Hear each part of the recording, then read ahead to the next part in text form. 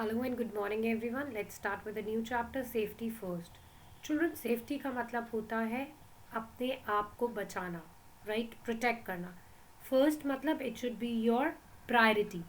तो हम जहाँ पे रहते हैं, जो करते हैं, right? Wherever we live, whatever we do, whatever we are doing, हमें उन सब situations में अपने आप को और अपने आसपास के लोगों को safe रखना चाहिए, right? That should be our first and foremost priority. Up there are certain set of rules, children, which one should always follow, right? While doing any work.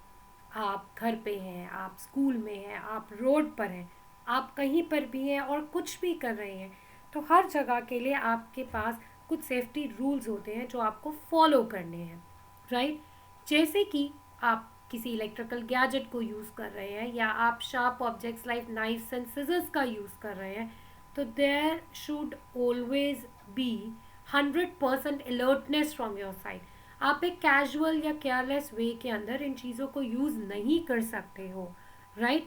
Because कहते हैं ना, नज़र हटी सावधानी हटी दुर्घटना घटी, राइट? तो हमें उस दुर्घटना को, उस एक्सीडेंट को अवॉइड करना है.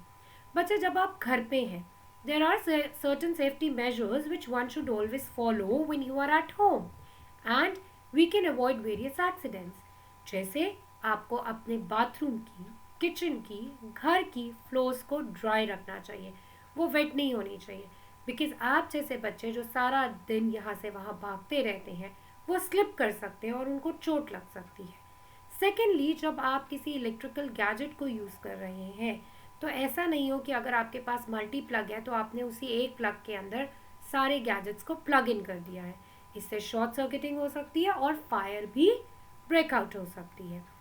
अगर कोई चीज़ बहुत ऊंची पड़ी है तो आप उसको किसी और चीज़ से मार कर या बार बार जम करके नहीं उतारने की कोशिश करेंगे.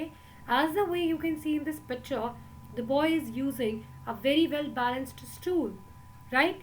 स्टिल अगर आपको कुछ ऐसा करना है तो you should always call somebody elder, someone elder should be standing next to you, so that अगर ये स्टूल या कोई चीज़ डिसबैलेंस होती है तो they are there to take care of. Do not touch any of the electrical switches, sockets with your wet hands.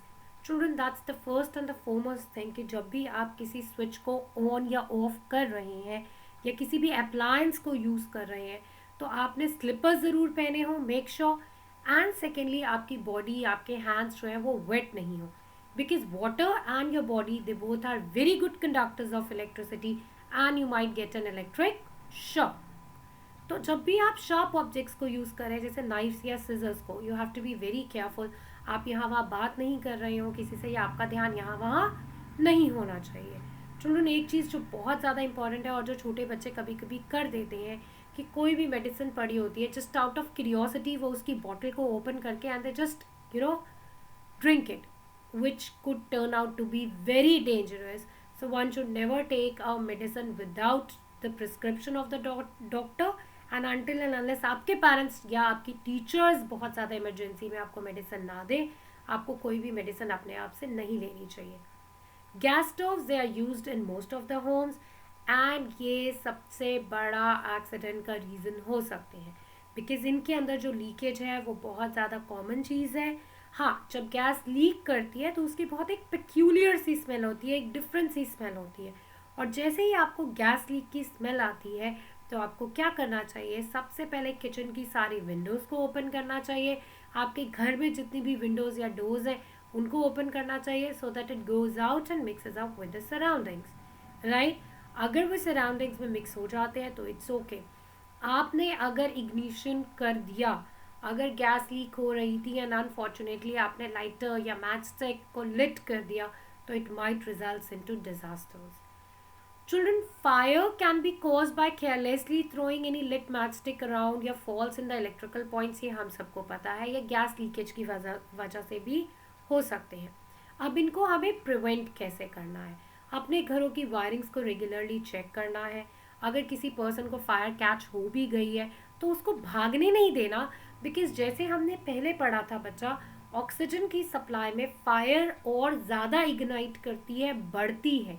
तो जब किसी को फायर कैच होल्ड हो गई है तो आप उसके अराउंड ब्लैंकेट को रैप कर दीजिए सो दैट ऑक्सीजन की जो सप्लाई है वो कट ऑफ हो जाए, एंड ऑक्सीजन की सप्लाई कट ऑफ होते ही फायर अपने आप एक्सटिंग्विश हो जाएगी. Right now putting out a fire, children, this is something which is very important and the foremost thing nowadays.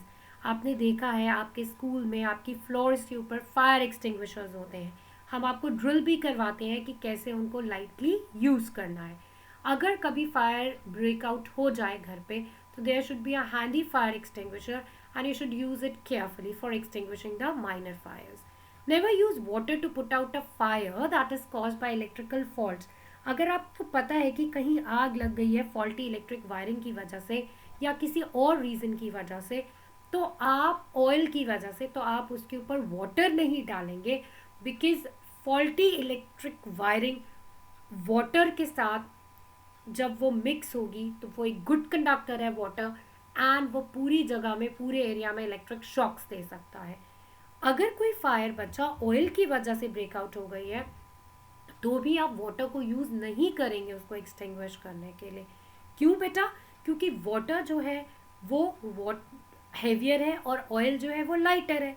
तो ऑयल तो हमेशा ऊपर ही फ्लोट करता रहेगा, और अगर आग ऑयल में लगी है आप जितना मर्जी पानी डालते रहिए वो नीचे जाके सेटल डाउन हो जाएगा.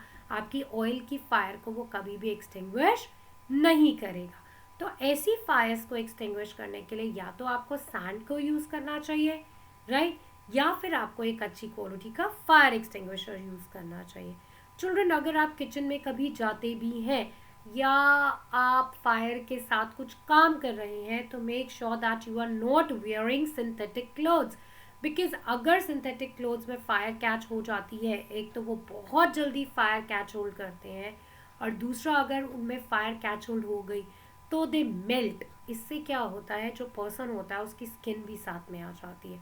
तो one needs to be very careful, right children. और अगर अनफॉर्चुनेटली कोई जल गया है, छोटा मोटा किसी को कुछ ऑयल स्पिल हो गया है, कुछ भी है, तो आप उस पर जल्दी से बेकिंग पाउडर लगा सकते हैं या बर्नॉल लगा सकते हैं. Yes, in case of major burns, you immediately need to rush to the doctor. So children, I hope you're gonna follow these simple safety measures at your home, and you're gonna keep yourselves and your near ones safe. Take care children till the time we meet in the next class. Bye bye and have a nice day.